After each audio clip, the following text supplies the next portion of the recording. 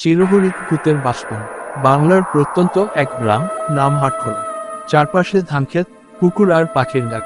কিন্তু গ্রামের এক কোনায় ছিল এক পুরনো বাসবন, যাকে সবাই বলতো ভূতের বাসবন। দিনের আলোতেও কেউ সাহস করতো না সেখানে যেতে, আর রাতে তো কথাই নেই। বয়সের সাথে সাথে ছেলেরা অনেক গল্প শুনতো সেই বন নিয়ে। কেউ বলতো সেখানে রাতে কান্নার আওয়াজ শোনা যায়, কেউ বলতো এক বুড়ো ভূত নাকি সেখানে ঘুরে বেড়ায়, যে নকল করে মানুষের কণ্ঠস্বর। গ্রামের তরুণ রাজু এসব গল্পে বিশ্বাস করত না। সে সাহসী, যুক্তিবাদী। সে বলল, ভূতটুত কিছু না, ভয় দেখিয়ে মানুষকে বোকা বানানো হয়।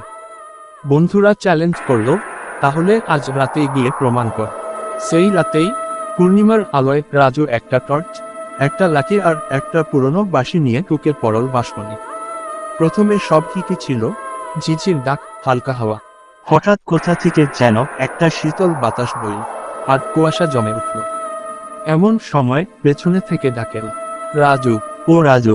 গলার স্বরটা ছিল একেবারে ওর মায়ের মতো, কিন্তু সে জানে মা জানেন না সে এখানে। টর্চটা ঘুরিয়ে চারপাশে দেখলো, কেউ নেই।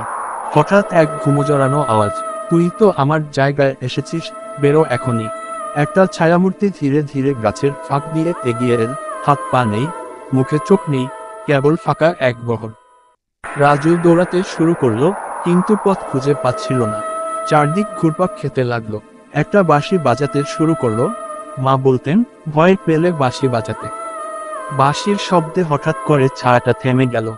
ধীরে ধীরে কুয়াশা সরে গেল, আর রাজু দেখতে পেল এক বুড়ো মানুষের ছায়া, চোখে জল, যেন কিছু বলতে চায়। আমি এক সময় এই গ্রামে থাকতাম, বনটা আমার ছিল, আমাকে সবাই ভুলে গেছে, কেউ কথা বলে না আমার সাথে। রাজু কিছু বলার আগেই ছায়াটা মিলিয়ে গেল। রাজু জ্ঞান হারালো। পরদিন ভোরে গ্রামের লোকেরা রাজুকে বাসবনের ধারে অজ্ঞান অবস্থায় খুঁজে পেল। সেই ঘটনার পর সে আর কখনো রাতের অন্ধকারে বাসবনের কথা বলে না। কিন্তু এখনো পূর্ণিমার রাতে কেউ কেউ বলে, বাসবনের ভেতর থেকে ভেসে আসে একটা সুরেলা বাঁশির আওয়াজ।